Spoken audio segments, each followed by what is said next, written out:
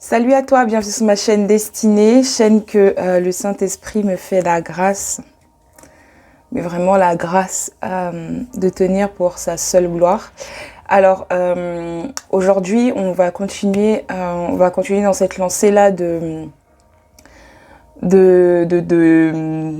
voilà, commencer une œuvre pour le Seigneur en 2022. Et comme je l'avais dit la semaine dernière dans la vidéo, aujourd'hui on va parler de tout ce qui est impact spirituel. Et avant de commencer cette vidéo, je voudrais vraiment que l'on prie ensemble de sorte à ce que nos cœurs soient disposés. Amen. Seigneur, Saint-Esprit, je suis vraiment pas digne de venir là et de parler de ta part. Toi qui te révèles aux musulmans, toi qui es un Dieu saint et en toi il n'y a aucune onde de variation. Toi qui dis que le prince de ce monde vient et qu'il n'a rien de lui en toi. Aujourd'hui tu décides encore aujourd'hui tu me fais encore la grâce de parler, Seigneur, de ta parole. Je prie vraiment, Saint-Esprit, que ce soit toi qui parles. Je prie vraiment, Saint-Esprit, que ce soit toi qui parles à travers moi, Seigneur, non pas à cause de ma vie, non pas à cause de ce que je suis capable de faire, mais parce que, Seigneur, il y a quelqu'un qui a besoin d'entendre ta parole. Je prie vraiment, Saint-Esprit, que ce soit toi qui prennes la place de ces instants, parce que quelqu'un a besoin d'entendre une parole. Non pas parce que c'est moi, mais parce que c'est toi, ô Dieu, qui passe à travers des hommes. Je prie au Saint-Esprit que les cœurs des personnes qui soient là soient disposés. Je viens soumettre, Seigneur mon Dieu, mon roi, nos esprits à ta présence.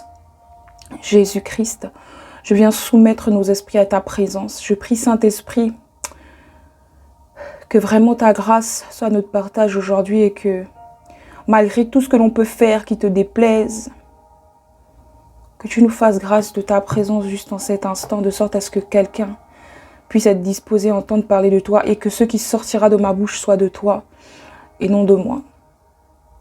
Merci Saint-Esprit de prendre le contrôle total et entier de ces instants. Je bénis ton nom, Saint-Esprit de Dieu. Amen. Alors, comme je l'avais dit, aujourd'hui, on va parler de tout ce qui est impact spirituel en fait. Et lorsque je pensais à cette vidéo, ce qui m'est venu en tête, c'est vraiment l'histoire en fait des fils de Séva et de Paul. Donc pour ça, je sais que cette vidéo ne va pas forcément parler à des non-chrétiens. Je sais que là, c'est vraiment à des personnes qui croient déjà en Jésus que je m'adresse. Et du coup, vraiment, j'aimerais t'inviter à prendre ta Bible de sorte à ce que l'on puisse lire ensemble la parole de Dieu. Pour ça, on va aller dans Actes 19. À partir du verset 11 jusqu'au verset 20. Donc ça va être une lecture assez longue, mais parfois il faut prendre le temps. Amen. Alors, il est dit, Dieu faisait des miracles extraordinaires. Alors, il est dit, Dieu faisait des miracles extraordinaires par l'intermédiaire de Paul, au point qu'on appliquait sur les malades des linges ou des mouchoirs qui avaient touché son corps. Les maladies les quittaient et les esprits mauvais sortaient d'eux. Quelques exorcistes juifs ambulants essayèrent de prononcer le nom du Seigneur Jésus sur ceux qui avaient des esprits mauvais. Ils disaient, « Nous vous conjurons par le Jésus que Paul prêche. » Ceux qui faisaient cela étaient 7 fils de Séva, un juif chef des prêtres.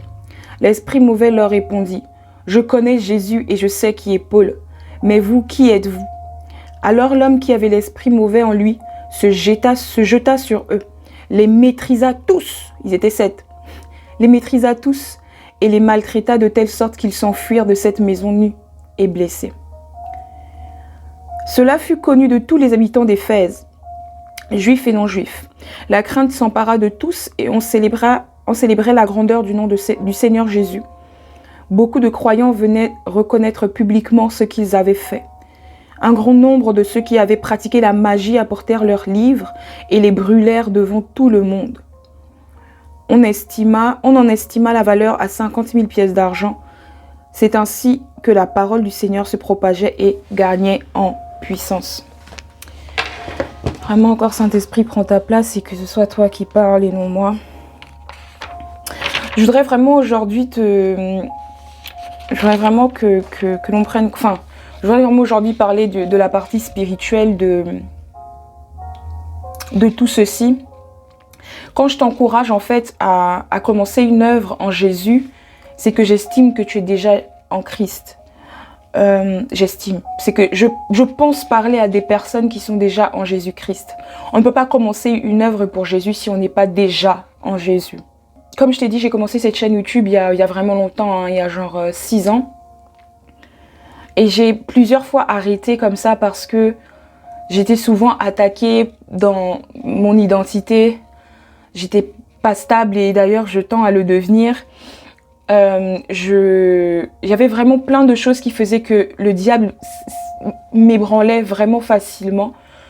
Et ce qui faisait que j'arrêtais cette œuvre pour le Seigneur parce que je me sentais pas digne, je me sentais pas comme aujourd'hui. Je me sentais pas digne, je péchais, il y avait tellement de mauvaises choses que je me disais mais comment je vais me mettre là et parler en fait de Dieu. Ce que je voulais vraiment te dire, c'est qu'il faut déjà premièrement que tu sois connu de Dieu.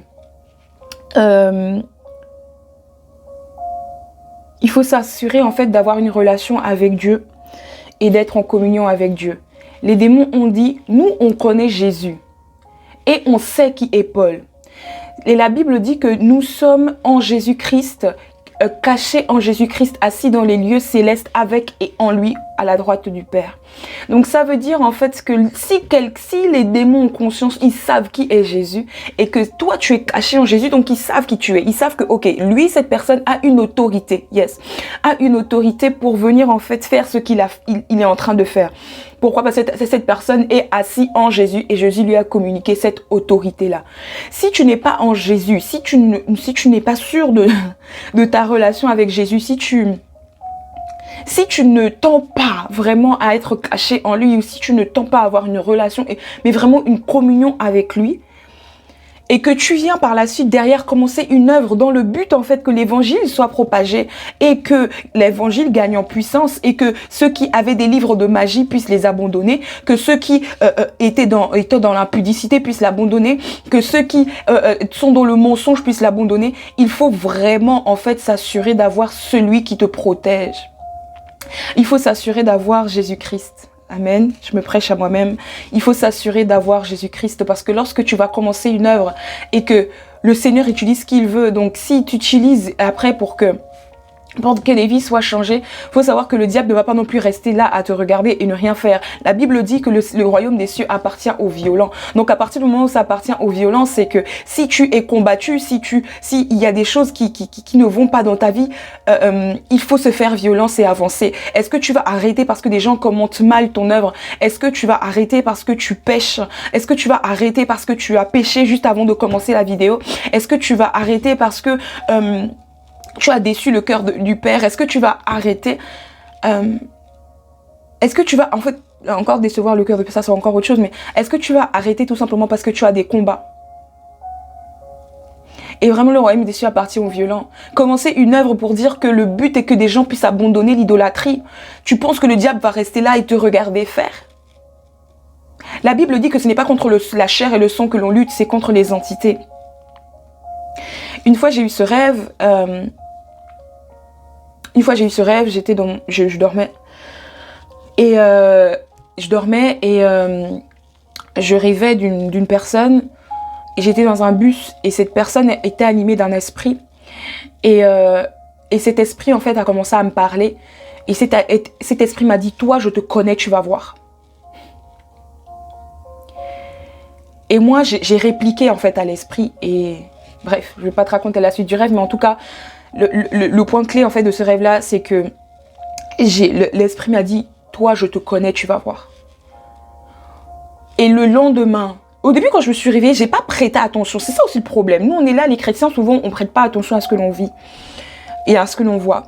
Au début, j'ai pas prêté attention parce que c'était la deuxième fois en fait que je me faisais attaquer en songe cette semaine-là. Et j'ai dit, tu vois, en mode R, tu vois. Le lendemain, je peux vous assurer que la journée que j'ai passée, j'ai pleuré. J'ai pleuré parce que, en fait, le diable sait comment t'avoir. Tu vas pas t'asseoir là et commencer une œuvre pour Dieu et tu penses que le diable va rester et te regarder en fait. Il faut savoir que vraiment le monde spirituel existe et donc c'est un monde de guerre. On se fait la guerre et on fait la guerre aux esprits mauvais. Donc et cet esprit savait quoi faire. Il savait, il connaissait en fait quoi faire en fait dans ma journée, quelle embûche mettre de sorte à ce que je puisse ne pas être en joie, de sorte à ce que je ne puisse pas continuer l'œuvre pour Dieu, de sorte à ce que je puisse faire plein de choses, être en fait en position de faiblarde, si je peux dire ça comme ça, face à l'ennemi.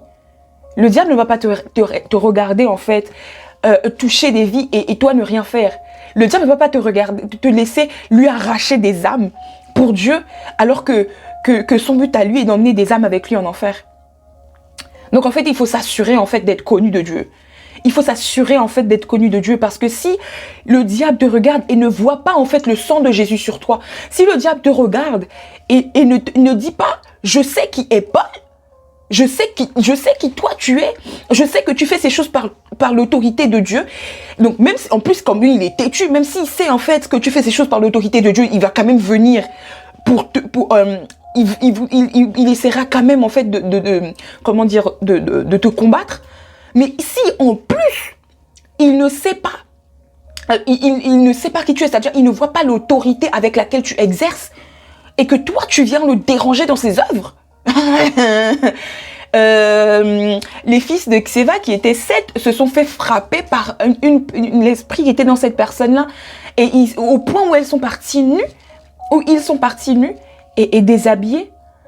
Mais en fait, même ça a permis en fait à ce que le nom de Jésus soit élevé parce que même le démon a reconnu que Jésus est réel et que Paul avait une autorité.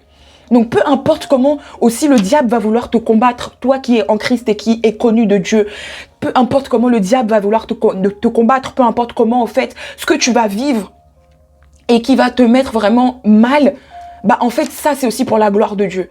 Ça aussi c'est pour la gloire de Dieu. N'oublions pas que le royaume des cieux appartient aux violents et qu'il faut être violent en fait pour se dire moi je vais pas arrêter malgré que je vis ça ou ça. Comme de par hasard, à partir du moment où tu te dis je vais commencer une vidéo pour Dieu, tes parents te font la guerre, à l'école ça ne va plus, tu commences vraiment en fait à avoir des combats. Comme de par hasard, à partir du moment où tu veux œuvrer, à partir du moment où tu portes des fruits, tu commences à avoir des problèmes. Mais il faut vraiment en fait se faire violence à partir de ce moment-là et se dire moi je n'abandonnerai pas. Amen. Ensuite, il faut chercher à ne pas copier les autres. Les fils de Xéva ont vraiment voulu, ils ont dit par l'autorité de... Alors, je vais le dire comme le dit la Bible. Les fils de Xéva ont dit, nous vous conjurons, sors au nom de Jésus, wesh. Bref, nous vous conjurons par le Jésus que Paul prêche. Nous vous conjurons par le Jésus que Paul prêche. Ils essayaient de faire des choses comme Paul. Ils essayaient de faire en fait des choses par l'autorité que par l'autorité de Jésus que Paul prêche. Mais ils n'avaient pas l'intimité avec Jésus que Paul avait. Comment dire, je ne sais pas comment te dire ça. Il voulait faire les choses comme Paul parce qu'il voyait que Jésus faisait des miracles à travers Paul et que des esprits mauvais sortaient de Paul. Et comme c'était des exorcistes, il voulait aussi la gloire des hommes. Il voulait aussi les applaudissements des hommes et il voulait faire les choses comme Paul le faisait, mais sans avoir l'intimité de Paul. Ne fais pas les choses comme Cospiel, ne fais pas les choses comme Prisca Lolenga, ne fais pas les choses comme moi, clairement, ne fais pas les choses comme moi, ne fais pas les choses comme X ou Y, parce que c'est leur intimité avec Dieu. C'est leur intimité avec Dieu. Tu vas pas faire le même type de vidéo que moi, tu vas pas parler comme moi, tu ne vas pas t'habiller comme X, tu vas pas faire comme l'autre parce que c'est son intimité avec Jésus. Toi, cherche la tienne. Cherche en fait comment Dieu veut agir à travers toi. Ne cherche pas à faire les choses comme les autres. Sinon, en fait, tu vas tomber dans un piège. Ce grand piège là que l'on connaît avec les réseaux sociaux, tu vas tomber dans un piège et en fait tu ne vas pas être toi. Tu ne vas pas avoir ta personnalité, tu ne vas pas avoir ta façon de faire les choses. Donc vraiment, ne cherche pas à faire les choses comme les autres. Ne cherche pas à prêcher comme les autres. Sois toi dans ce que tu vas apporter. D'accord? Sois vraiment toi dans ce que tu vas apporter. Je veux aussi parler en fait à quelqu'un, je ne sais pas, si par exemple toi dans ta famille, tu es fils de prêtre, tu es fille de pasteur, tu es fils de pasteur, l'intimité de ton ton géniteur, l'intimité de ton père qui est pasteur n'est pas ton intimité. L'intimité de ta mère, de tes parents spirituels, des personnes qui t'ont engendré dans la foi n'est pas ton intimité. Amen. L'intimité de celle qui est aujourd'hui mon mentor n'est pas mon intimité. Chacun son intimité avec Dieu. Chacun son intimité avec Dieu. Ils étaient les fils de prêtres et ils ont et en fait ils ont voulu alors comment dire ça? Ils étaient des fils de prêtres mais ils n'étaient pas connus. L'autorité de Jésus, l'autorité du service, l'autorité du service n'était pas reconnue chez eux. C'était des fils de prêtres qui exerçaient ambulants. C'était des fils de prêtres, mais même dans leur service, ils n'étaient pas reconnus par les démons. Des exorcistes que des démons ont frappés. Le but de l'exorciste est de chasser un démon, mais là, les démons a eu le dessus sur eux. Quel type d'exorcisme est-ce cela? Quel type de... Hey, Seigneur Jésus, je me parle à moi-même. Quel type de consécration? Quel type de consécration? Chacun sa consécration. C'est pas parce que ton père spirituel, c'est pas parce que ta mère spirituelle chasse les démons que toi, tu vas arriver, tu vas dire aussi que tu vas chasser les démons. Si ils ne reconnaissent pas l'autorité de Jésus sur toi, l'autorité de ton mentor sur toi, gars, tu vas te faire démonter comme les fils de Séva en fait. Cherchons notre propre intimité. Amen. Pareil pour le service comme je parlais.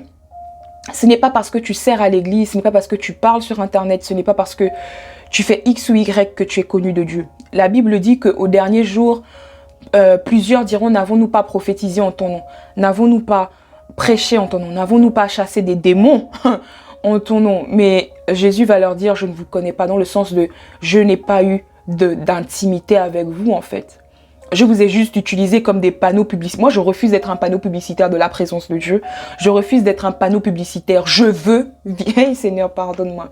Je veux vivre ça. Je veux pas juste être un panneau publicitaire et que Dieu nous fasse grâce de ne pas juste être des panneaux publicitaires. Donc, en fait, voilà, ton service n'est pas synonyme de consécration. Le fait que tu chantes à l'église, surtout les chantres. Le diable, il est... Avant d'être dragon, avant d'être Lucifer, avant d'être le diable là, il était Lucifer. Il était l'archange de la louange, beau dans tout, revêtu de pierres précieuses, charmant. Mais, donc il est devenu le diable. Il est devenu le diable et il sait en fait ce que c'est que la louange. Il sait, il sait ce que c'est la louange, il sait comment en fait faire pour que la jeunesse tombe dans les plaisirs de la chair. Et tu vas toujours voir que dans le corps de Christ, toujours dans la louange, il y a des trucs bizarres. La chantre qui est tombée avec les gars qui a la drum, le bassiste qui a fait des choses avec la meuf du protocole. Il y a toujours des trucs avec les chantres. Et je sais pas si tu es chantre aujourd'hui, je sais pas, en tout cas, si tu es chantre vraiment parce que... Même quand les Israélites allaient à la guerre, on mettait devant les chantres. On mettait devant les Lévis. Ceux de la tribu de Lévi qui s'occupaient en fait de l'adoration. Yaya, pardon. Si tu es dans la louange, s'il te plaît, on ne veut plus entendre des choses que les chantres sont tombés dans l'impudicité. On ne veut plus entendre que les chantres ou les musiciens sont tombés dans la fornication, dans la masturbation. Parce que le rôle en fait des chantres est d'amener la présence de Dieu. Le rôle des chantres est d'ouvrir le chemin à la présence de Dieu. Parce qu'il est celui qui siège dans la louange et dans l'adoration. On ne veut plus entendre 2022, si tu es chantre dans une église, si tu es musicien, on ne veut plus entendre que tu es tombé dans l'impudicité, tu es tombé dans je ne sais quoi. Après, on comprend chacun ses combats. Mais il faut overcome cette année par la grâce de Dieu. On doit overcome. Je me parle à moi-même. On doit overcome. On ne veut plus entendre que nous, on est tombé dans l'impudicité. Les chantres sont tombés dans X ou Y. C'est fini. C'est fini. Nous, on ne veut plus faire la publicité du diable qui était l'archange de la louange et qui aujourd'hui traîne les gens dans l'impudicité. Hein? On ne veut plus ça. 2022, on ne veut plus ça. Amen. Amen. Que voulais-je dire? Voilà, j'ai dit l'essentiel. J'ai dit l'essentiel si je me trompe pas. Donc voilà, comme à chaque vidéo, je résume. Il faut vraiment, comme je disais, voilà, une fois que tu as eu tous tes trucs, toute ta révélation de Dieu, du chemin que tu dois emprunter, comment tu dois faire les choses, voilà, il faut vraiment aussi travailler ta relation avec Dieu. Poster des vidéos, c'est bien. Parler de Jésus aux autres, c'est bien. Mais quelle est ta relation avec Dieu? Amen. Je me parle à moi-même. Waouh. Parler de Jésus aux autres, c'est bien. Mais quelle est notre relation avec Dieu? Vérité, c'est pas facile. Mais on doit soigner aussi notre relation avec Dieu. Ne lisons pas, Océane, moi-même je me parle. Ne lisons pas seulement la Bible parce que l'on doit faire une vidéo. Ne lisons pas seulement la Bible parce que tu dois faire un post sur les réseaux sociaux. Lis aussi la Bible pour alimenter ta foi. Amen. Lisons aussi notre Bible pour alimenter notre foi. Non pas seulement pour parler aux autres, mais pour nous-mêmes être un exemple. Là, même dans Jacques, je crois, on dit qu'il ne faut pas être prompt aussi à prendre la parole parce que nous-mêmes, on sera jugé plus durement parce que nous, on a eu la connaissance. Nous, on est allé parler aux autres. La Bible dit encore que par Paul que il traite durement sa chair de sorte à ce qu'après avoir prêché aux autres, que lui-même, il ne se trouve pas disqualifié. Et j'aimerais vraiment que l'on prie, que Dieu nous pardonne. Alléluia. Je prie vraiment que Dieu, Papa, tu nous pardonnes nos manquements, que tu pardonnes toutes les fois où on a mal parlé de tes serviteurs. Papa, ce matin, Papa, pardon d'avoir pris la grâce pour pécher, d'avoir pris la grâce pour faire des choses. Papa, ce matin, aide-nous à vraiment avoir une relation avec Dieu, avec toi, avant d'aller parler sur les réseaux. Aide-nous à avoir une relation avec toi. Parce que si on va pour chasser des démons, alors que nous-mêmes, on n'est pas connus de toi, c'est compliqué, c'est compliqué. Papa, je prie vraiment que cette vidéo touche quelqu'un. Je prie vraiment que cette vidéo puisse toucher le cœur de quelqu'un à aller plus loin avec toi. Que nous ne puissions pas avoir peur, en fait des attaques de l'ennemi, parce que une vie chrétienne sans attaque n'est pas une vie chrétienne réellement. Et la Bible dit que celui qui est en nous est plus fort que celui qui est dans le monde. Alléluia. Donc vraiment, Seigneur, que nous ne puissions pas avoir peur des attaques, que nous ne puissions, parce que c'est encore des moyens de montrer ta puissance, que nous ne puissions pas avoir peur des attaques, mais que nous puissions toujours puiser en toi et que nous puissions toujours te chercher. Pardonne-nous nos manquements, pardonne-nous nos fautes. Merci de nous accompagner plus loin dans la sanctification, dans la sainteté. Que cette vidéo touche une âme et que cette vidéo ne refroidisse pas quelqu'un pour servir, mais donne du zèle à quelqu'un pour servir et pour aller plus loin dans sa foi. Dans le nom puissant de Jésus que j'ai prié. Don't forget that Jesus is our King, God is our Father. He doesn't make differences between his children, guys. He loves us the same way. Until next time, I pray that we don't forget to read your Bible, our Bible, and to pray our Heavenly Father. Amen. Be blessed. Peace out.